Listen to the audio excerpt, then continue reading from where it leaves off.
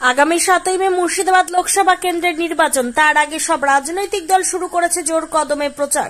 মুর্শিদাবাদ লোকসভা কেন্দ্রের তৃণমূল কংগ্রেস প্রার্থী আবু তাহের খানের সমর্থনে জিয়াগঞ্জ শহরে নির্বাচনী রোড শো করলেন টলিউডের বিখ্যাত অভিনেতা তথা তৃণমূলের রাজ্য নেতৃত্বরা। উপস্থিত ছিলেন অভিনেতা সোহম চক্রবর্তী, কৌশানী মুখার্জি এবং সৌরভ দাস। এছাড়া উপস্থিত ছিলেন মুর্শিদাবাদ লোকসভা তৃণমূল প্রার্থী তথা বিদায়ী সাংসদ আবু তাহের খান, তৃণমূলের রাজ্য সম্পাদিকা শাওনী সিংহ রায়, জিয়াগঞ্জ আজিমগঞ্জ পৌরসভার পৌরপিতা প্রসেনজিৎ ঘোষ সহ অন্যান্যরা। শপথ বুঝতেই পারছো, জনস্রোত আজকে জিয়াগঞ্জ শহর তৃণমূল কংগ্রেসের উদ্যোগে মিউনিসিপ্যালিটির চেয়ারম্যান প্রসেনজিৎ ঘোষ, দেবাশিস দা, মলয় রায় এদের উদ্যোগে আজকে যে এখানে রোড শো হয়েছে, সোহম এসেছিল, বাংলা চলচ্চিত্রের নায়ক সোহম এসেছিল, আর কে কৌশানী এবং সৌরভ, এই তিনজন এসেছিল। তাদের উপস্থিতির মধ্য দিয়ে একটি সুন্দর রোড শো হয়েছে জিয়াগঞ্জ শহরে এবং মানুষের ঢল নেমেছে, একদিকে পুরুষ আর একদিকে শুধু মহিলা, মানুষ আর মানুষ।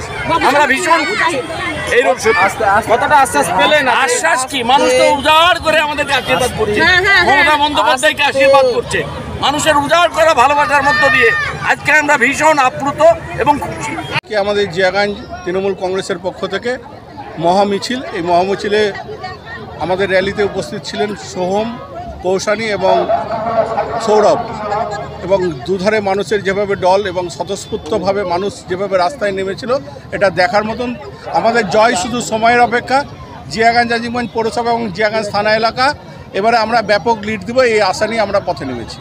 আচ্ছা, আজকে মহিলাদের সারা চোখে পড়ার মতন, মানে রাস্তায় লোক আর লোক ছাড়া আর অন্য কিছু, শুধু মাথা দেখা যাচ্ছে, কালো কালো মাথা, আর কিছু দেখা যাচ্ছে না। এত মানুষের স্বতঃস্ফূর্ততা, সত্যি আমরা অভিভূত। শুধুমাত্র সময়ের অপেক্ষায় আমরা আছি। আগামী 4 তারিখ তার প্রমাণ আমরা দিয়ে দেব। ওভাবে বলা যায় না, তবে আমরা আবু তাহের খানকে এখান থেকে আমরা ব্যাপক লিড দেবো। জিয়াগঞ্জের মানুষ আর যেভাবে পৌরসভা মমতা বন্দ্যোপাধ্যায়, অভিষেক বন্দ্যোপাধ্যায় অনুপ্রেরণায় যেভাবে এলাকার উন্নয়ন সংগঠিত করেছে, প্রত্যেকটা মানুষের ঘরে ঘরে উন্নয়ন পৌঁছে দিয়েছে, রাস্তাঘাট থেকে আরম্ভ করে মুখ্যমন্ত্রী যে প্রকল্পগুলো আছে সেগুলো পাইয়ে দেয়, এবং আবাস যোজনা সার্বিকভাবে যে কাজ আমরা করেছি তার ফল আমরা আগামী 4 জুন যে রেজাল্ট বেরোবে তাতে আমরা প্রমাণ দিয়ে দেবো। সকালে তো এই একই রাস্তাতে মিঠুন চক্রবর্তী, নিশ্চয়ই আপনারা যারা সাংবাদিক আছেন নিশ্চয়ই লক্ষ্য করেছেন যে মিঠুন একটা বড় ফিল্ম স্টার, তাকে আমরা কভার করে তার থেকে অনেক বেশি মানুষের স্বতঃস্ফূর্ততা মানুষের ছিল, এবং আমরা আশা করি ওটাকে আমরা কোনো গুরুত্ব দিতে চাইছি না। ওর থেকে আমরা বড় মিছিল করতে পেরেছি, অনেক বড় মিছিল, বিরাট মিছিল, এবং প্রচুর মানুষের সমর্থন আমাদের আছে। শুধুমাত্র বাইরে থেকে লোক নিয়ে এসে শহরে একটা মিছিল করলে ভোট পাওয়া যায় না।